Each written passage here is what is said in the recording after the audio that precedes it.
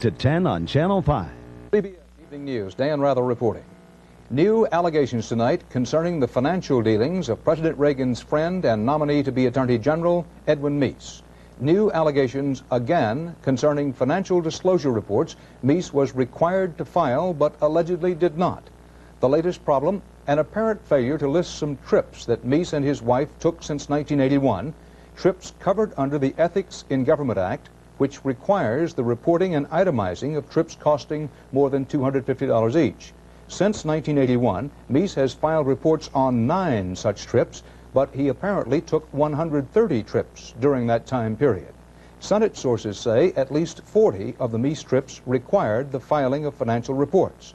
According to White House correspondent Leslie Stahl, a source close to Meese tonight says the allegations are, quote, baloney, unfair, truly marginal, and that any failure to make those reports were, quote, inadvertent omissions, not Meese's fault. With the Democratic presidential candidates now out of the New York limelight, President and candidate Reagan today swept into New York. White House correspondent Bill Plant reports the president's trip was geared to the biggest potential voting bloc of all, a bloc that has given Ronald Reagan some of his biggest political problems: women. The Democrats were barely out of town after squabbling about what the presidency should be before Ronald Reagan, accompanied by 2 of the women he's appointed to office, swooped down on New York to show what the presidency can be and to do a little politicking of his own. His daughter Maureen, a consultant to the Republicans on women's issues, joined him before a group of businesswomen, and the president complained to them about the so-called gender gap. The simple truth is, I've been frustrated by the perception that's been created about my supposed lack of interest in the welfare of women. And I'm going to take advantage of this opportunity to reveal some things our administration has been doing and that seem to have been closely guarded secrets up till now. The president then listed recent tax reforms, reduction of the marriage penalty, increase in tax credits for child care, and a pending bill to reform pensions for women, and other programs for women which he has supported. But the bottom line, no matter what the group, is always the same. Economic growth will provide more opportunities for women than if all the promises made in the history of Washington, D.C. were enacted into law. The president's reception was polite, a bit cool, and not all of the female entrepreneurs were convinced. I just don't think he's done anything for us, and you can sit up there and quote numbers, but what have you really done for us? I don't think he's done a lot. I think he's harmed us more than anything. I hope that all the promises are going to come true and that he will continue with the policy of the administration, which I think is and is becoming for women. Democrats, however, are quick to try to put the president back on the defensive with women. He really has not lifted a pinky. All those things that he's taking credit for came from other people. But to underline the increased tax credit for daycare, Mr. Reagan visited a center in a lower-income Manhattan neighborhood. Mr. Reagan has done little campaigning recently, preferring to let the Democrats slug it out among themselves. But today, he touched base with Jews and Catholics as well as women, all groups with which he's had his problems and which he must reach as he tries to rebuild the coalition which elected him in 1980. Bill Plant, CBS News, with the president in New York. The Democratic presidential candidates were all running hard as nails in Pennsylvania's steel country today, and with big labor support there for Walter Mondale going beyond getting out the vote to getting up the money, this is also raising up the issue of special interests and political action committee money. PAC money that Mondale himself won't take, but that some of his supporters do. Correspondent Susan Spencer reports on what effect it's having on the Mondale campaign for big labor to put its PAC money where its mouth is. The unions of Pennsylvania may not have the muscle they once did, but they're using all they do have to help put Walter Mondale over the top. Read that later on. It's a good Walter Mondale literature. We're going to help get Reagan out of the White House.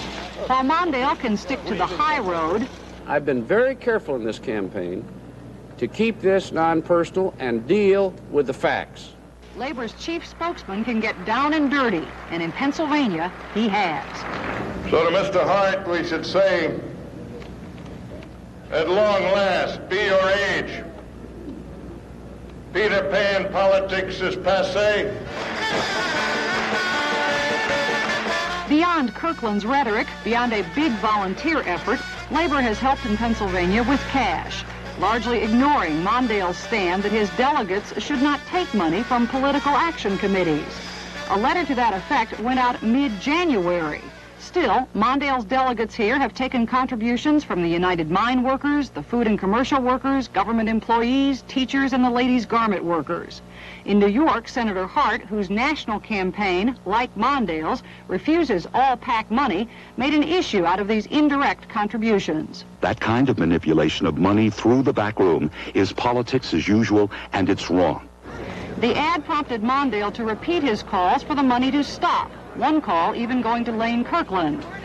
I've sent word to everybody I can get my hands on that I don't want any PAC money. Though many unions now have stopped, the food and commercial workers sent off 10 grand only yesterday, saying nobody told them. But what if they had been told? I don't know whether it's up or not. No, because I'm not giving the money to Walter Mondale. I'm giving the money to the people that want to be delegates to that convention. Aware that these continuing contributions play directly into Senator Hart's charges of big labor bossism, Mondale this week will contact all the unions represented in the AFL-CIO Executive Council and urge them to please stop giving money, saying that this could be viewed as a test of his leadership. Susan Spencer, CBS News, Pittsburgh. In the election year battle of the budget deficit and who's got the better plan to reduce it, Democrats got their budget blueprint approved today in the House, a so-called pay-as-you-go budget with spending increases paid for with tax increases. A budget blueprint Republicans said would reduce defense spending increases way too much. Some of the nation's biggest banks today raised their prime lending rate 0.5 percentage point up to 12%. That's the highest for the basic business borrowing rate since October 1982. The move came just one day after Treasury Secretary Reagan predicted that interest rates would soon peak and then decline by the end of the year. Wall Street analysts said that rise in the prime rate was a factor in the Dow Jones Industrial Average, losing more than 18 points today, finishing at its lowest level in almost a year.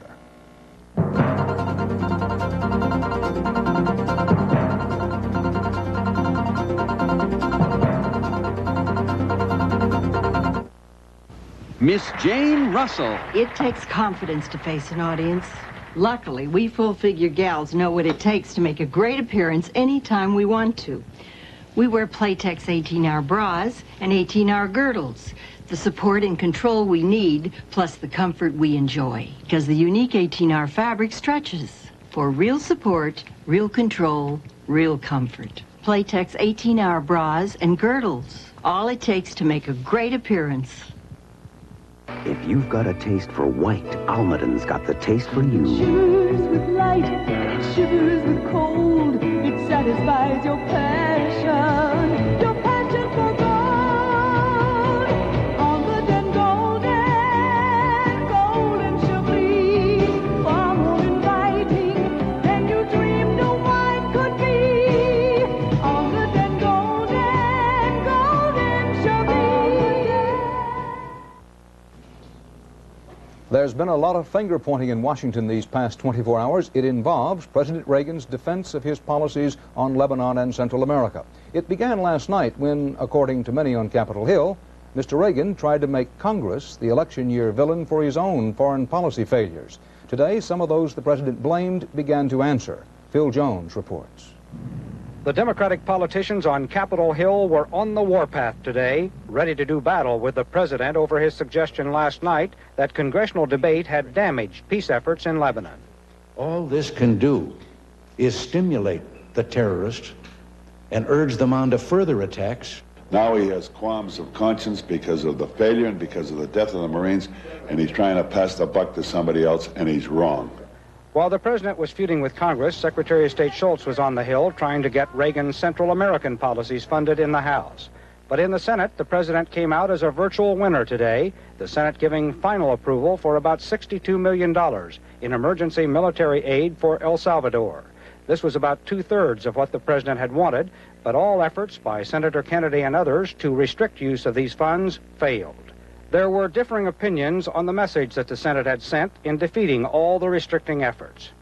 I think the message was that we see an emergency down there, and we think the president is right in what he's been doing, and we want to back up the president. It says a number of things. First of all, I think it's an election year, and with all due respect, I think some people get frightened about being labeled as being the ones responsible for, quote, having lost El Salvador. In this election year, Ronald Reagan may be complaining about congressional meddling in foreign policy. However, Democrats claim that on all the major foreign policy issues over the last 3.5 years, the president has received almost everything he requested. Phil Jones, CBS News, Capitol Hill. The Soviet Union was quick to condemn today, calling President Reagan's proposed worldwide ban on chemical weapons, quote, a propaganda trick. Moscow said that the proposal is nothing more than a White House effort to cover up and justify its program for an accelerated buildup in its arsenal of chemical weapons. The Soviets, it appears, have quite an arsenal of their own. U.S. intelligence sources tell Pentagon correspondent David Martin that there are at least 7 biological warfare centers in the Soviet Union, 6 more than had been publicly known. President Reagan's policy reversal and retreat from Lebanon, together with the recent withdrawal of all Western military forces, left a superpower vacuum there and an opportunity for the Soviets. Whether they can cash in on it, whether Syria will allow that, remains to be seen. But the Soviets, as Steve Croft reports, are in Beirut now trying. For the first time in a year and a half, you could look out across the Mediterranean from the hills of Lebanon and see nothing but blue-green water. The Sixth Fleet, the last visible symbol of U.S. power in the region, had finally dropped from sight, and a new diplomatic language could be heard in Beirut. The Russians were here, and their timing seemed hardly coincidental. It was only a low-level delegation from the Communist Party's Central Committee, but its members were greeted like heads of state. The Soviet envoy said that he had reassured President Amin Gemayel of the unchanging Soviet support for Lebanon. The story was all over Lebanese radio and television, Russians being warmly received by factional leaders. There was even an audience with President Gemayel. He was all exploratory, tentative, and perhaps, given the rise of Syrian influence here, inevitable. It's a sign of Russia gaining, the Soviets gaining grounds, more grounds, without lifting a finger. Saab Salam, a former prime minister, was one of the people to meet with the delegation.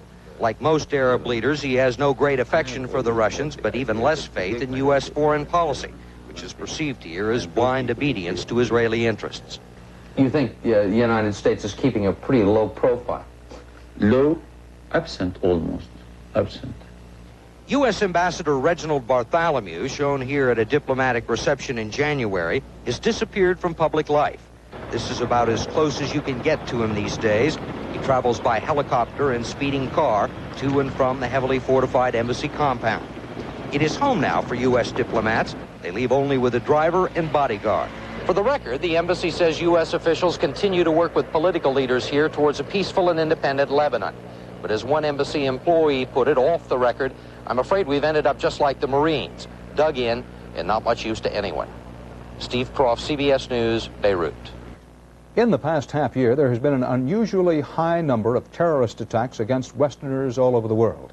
Secretary of State Schultz this week called it a form of warfare, state-sponsored terrorism by just a handful of countries, among them Iran. Bill McLaughlin has been looking into this. CBS News has learned that U.S. intelligence believes Iranian student groups are being used to commit acts of terror around the world. And intelligence sources say unusual movements by Iranian students abroad during the past several days may indicate they are positioning for further attacks. The students are said to be controlled by Iran's Ayatollah Khomeini and other religious leaders who are using them to do what they believe is God's work, the assassination of Western diplomats and government officials, especially Americans. It's believed there are more than 25,000 Iranian students in the United States, and many are anti-American. The U.S. is closely monitoring their activities, but so far no terrorist link has been uncovered. The trail of Iranian student terrorism goes back at least as far as the murderous bombing of the U.S. Marine barracks in Beirut last October that took 241 American lives. The trail picks up again in the Indonesian capital, Jakarta. Last month, the British, French, U.S., and other embassies there received anonymous threats against their diplomats worldwide. Shortly after those threats were made, the terrorists struck in 3 different cities. In Beirut, a French diplomat was critically wounded. In Athens, a British diplomat was murdered. In Strasbourg, France, an American diplomat was shot in the head and narrowly escaped death. This past Tuesday, again in Athens, a U.S. Army Master Sergeant was wounded. What to do about this new kind of warfare is a question being debated at the highest levels of the Reagan administration. If you know that a truck loaded with dynamite is roaring down the road towards a building you occupy, is your position such, must it be, that you have to wait until that truck hits the building and blows you up? Or are you able to take that truck out before it before it reaches you. There is now a deep urge within the Reagan administration to make Iran pay for its terrorism, not to settle old scores, but to make terrorism so costly and so painful that Iran will have to abandon it as a tactic. Bill McLaughlin, CBS News, the State Department.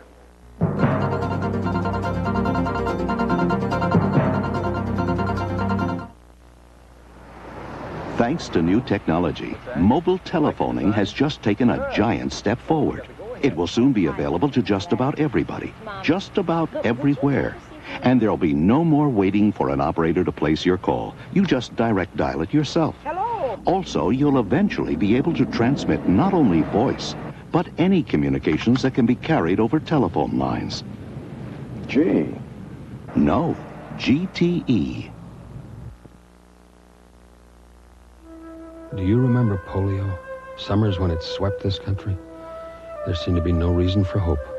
But hope came, and Eli Lilly and Company took a leading role in testing and in producing vaccines that have almost put an end to polio. The diseases we face today are no less terrible.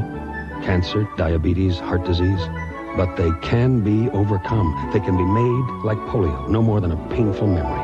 At Lilly, we won't be satisfied till then. Executions in Florida and Louisiana today mark the first time 2 inmates have been put to death on the same day since the Supreme Court reinstated the death penalty in 1976. In Stark, Florida, child killer Arthur F. Good III was electrocuted this morning. The 30-year-old Good, whose IQ was in the low 60s, said yesterday he would kill boys again if freed. But he expressed remorse today, saying, "I apologize to my parents." In Angola, Louisiana, just 6 hours earlier, Elmo Patrick Saunier died in the electric chair for the 1977 murders of 2 teenagers. The fathers of both victims witnessed the execution. Saunier looked at one of the fathers and said, "I have to ask your forgiveness." The father nodded once and said, "Yes." A Justice Department official said not long ago, "Something's going on out there. It's an epidemic." He was speaking of so-called serial murderers, killers who strike again and again, choosing strangers as victims. Today, Rita Braver reports the FBI launched a nationwide search for a man they believe may belong to that deadly breed. Christopher Bernard Wilder is now one of the 10 most wanted criminals in America. The wealthy owner of 2 Florida businesses, the race car driver who placed 17th in the Miami Grand Prix last month, is now a suspect in the murder of Terry Diane Walden of Beaumont, Texas. Her body was discovered last week. Wilder is now being linked to murders, disappearances, and kidnappings of 7 young women in 4 states and kidnappings of 2 young women in his native Australia. Officials say there could be more. The FBI says Wilder usually seeks out his victims in shopping centers. An attractive young female, many times who is an aspiring model or a model, is approached, is offered an opportunity to model for Wilder, who claims to be a photographer and in fact has experience as a photographer, and thereafter the females end up missing. The FBI believes Wilder may be a classic example of criminals that law enforcement officials have only recently come to understand. Serial murderers, repeat killers with a compulsion to execute victim after victim. In the last few years, so many bizarre murders around the country seem to be linked to each other that the FBI has started studying videotapes of crime scenes as well as still photographs and autopsy reports. It appears that she was brought to this area and killed at that location. Federal officials now believe there could be dozens, even hundreds of such killers on the loose in the United States. Most of them are bright, intelligent, articulate people, people with good intelligence, and the crimes that they commit in themselves speak of their ability to plan and premeditate a crime. So far, the biggest problem has been that police in one area may not know about a similar crime in another place. Now the Justice Department has begun to set up a $3 million computerized program to coordinate information. In fact, in the Wilder case, there's more information than usual. His name. He was identified by a victim who managed to escape from this Florida motel room after she'd been raped and tortured.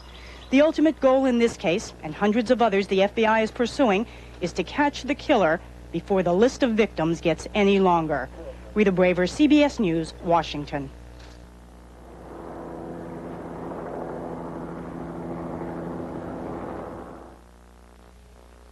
When you're working on your American dream, You want it to last forever. Andersen Windows have helped build American dreams for over 75 years with innovation, energy efficiency, and pride. At Andersen, there are no seconds.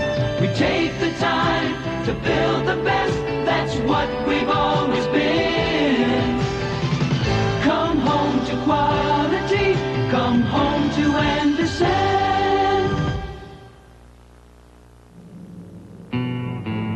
Today, competition is tougher than ever. With thousands of new businesses opening, you have to be smarter than the people down the street. You need smarter ways to manage your cash flow, inventory, We'll ship it by air. customer relations. Just use our 800 number. By tailoring AT&T Watts and 800 service in ways you never thought of, you can handle the competition wherever it comes from. AT&T Communications. In advance of their mission scheduled to start tomorrow and scheduled to include a satellite repair call in orbit, some members of the Space Shuttle crew today had a close call. An engine flameout on a jet trainer during a takeoff run that ran into a flock of birds. There were no injuries to the crew. Some of the birds apparently weren't as lucky. While the astronauts got ready for their repair call, 3 Soviet cosmonauts aboard the Salyut 7 space station were busy with a house call, hosting 3 visitors. 2 more cosmonauts who brought along a guest, India's first man in space. Los Angeles Mayor Tom Bradley declared this a day of mourning for Marvin Gaye, who was fatally shot Sunday. Terry Drinkwater was there as family, friends, and fans remembered.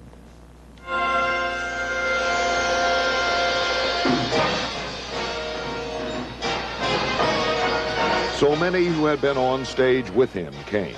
Diana Ross called him the most wonderful of men. I like to raise people's consciousness, he said. I like to give them hope. Well, Brother Marvin, you did that. Gaye's mother was all but overcome with grief. His father, arrested for his murder, underwent psychiatric tests today. Lighting up the candles. Last night, more than 10,000 fans mourned the slain soul singer, more than had paid tribute to anyone else at this cemetery where so many of the famous of show business are buried. I really thought we could have made it to that point. His ashes will be scattered at sea. Terry Drinkwater, CBS News, Hollywood.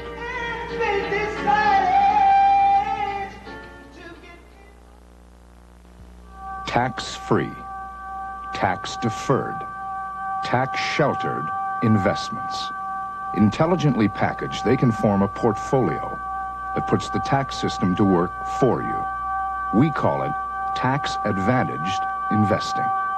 For the serious investor, it gives new meaning to the phrase, maximize your gain. Shearson, American Express, and the serious investor. Minds over money. Los Angeles, California, first place. Winner is Chablis number 3. Sacramento, California, silver award. Year after year, wine tastings are held across the country. Chicago, Illinois, gold medal. And year after year, one wine continues to appear at the top of the list. Warwick, Rhode Island, first place. The white wine judged best in tasting after tasting. Washington, D.C., first place. The Chablis Blanc of Ernest and Julio Gallo. From Ernest and Julio Gallo, all the best. The good life in America means reaching for your dream. It means building. Building is in our blood. As one of the largest real estate investors, the Equitable puts up skyscrapers, malls, hospitals, hotels. But what we're building is a better way of life. We are the Equitable. Yes, we'll help you live the good life. We are the Equitable. We can help your dreams come true. The calendars read October 15th, 1940. The clocks are at 1 minute before 5. The scene is a 19-room underground bunker in London, the War Cabinet headquarters of Winston Churchill. It is a time warp. Tom Fenton explains. Hidden beneath the gracious gardens and stately government buildings of Whitehall is a subterranean world where time has stood still since World War II. From 1939 through the terrible nights of the London Blitz until victory in 1945, Prime Minister Winston Churchill ran the war from these secret rooms. It was a world of work, of maps and telephones. All of the necessities of war, few of the necessities of life. And we had to put our mattresses on the floor beside the typewriters with no proper beds. And we said rather light-heartedly, this is just graceful. If Churchill came, we'd tell him so. And the next night, he suddenly appeared. And he said, well, my dears, are you all happy? And of course, we all fell about saying, oh, yes, Mr. Churchill, terribly happy. In a cupboard disguised as a lavatory, Churchill talked with President Roosevelt on the first transatlantic telephone. From here, Churchill broadcast ringing words of encouragement to his people. In the past, we had a light which flickered. In the present, we have a light which flames. And in the future, there will be a light which will shine calm and resplendent. The thousands who stopped to gaze at Churchill's statue in Whitehall can now wander these hidden corridors in search of a little more of Winston Spencer Churchill. An 8-year-old schoolboy named Jack Churchill, great-grandson of the legend, came to look and wonder at the great man's seat of power. It did not yet quite fit. Tom Fenton, CBS News, London. And that's the CBS Evening News for this Thursday. Dan Rather reporting from New York. Thank you for joining us. Good night. I like things that last. This old car runs like a watch. My house is over 96 years old. Been married to Enid 23 years. Here's the first new thing I bought in 8 years. 9. It's a Honda lawnmower. Overhead valve design, real durable. I bought it because it'll last. Like my dog, 12 years old. Known Fred forever. This shirt belonged to my dad. The Honda lawnmower. It could be the last lawnmower you ever buy. How much faster can one antacid be than another? 3 times, 4 times, 10 times. Now meet stronger formula Ryapan Plus. Sodium-free, made to neutralize more acid. In laboratory tests, it starts to neutralize acid in seconds, 10 times faster than the 2 leading liquids. 10 times faster. It's long-lasting. And Ryapan Plus is sodium-free. No wonder it's doctor recommended. Neutralizes more acid. In lab tests, works faster. Long-lasting Ryapan Plus. To the millions who use paint remover on varnished furniture, I have some advice. Stop immediately. But I've always used it. Use Formby's Furniture Refinisher. Some paint removers raise the grain and strip the wood's beauty, and it's hard work. Formby's easily dissolves old varnish, lacquer, and shellac. No sanding, no scraping. With Formby's Furniture Refinisher, the wood's beauty actually reappears. Homer Formby. No one knows wood as good. Get started now with a $1.50 rebate on specially marked Formby kits.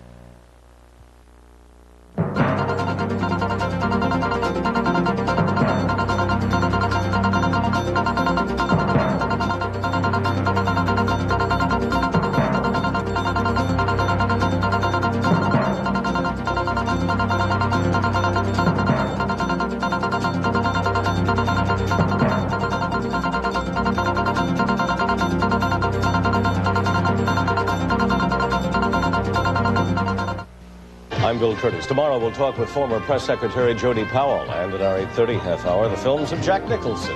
Wake up to what's happening on the CBS Morning News. This is CBS. I think we've operated long enough on a get-by.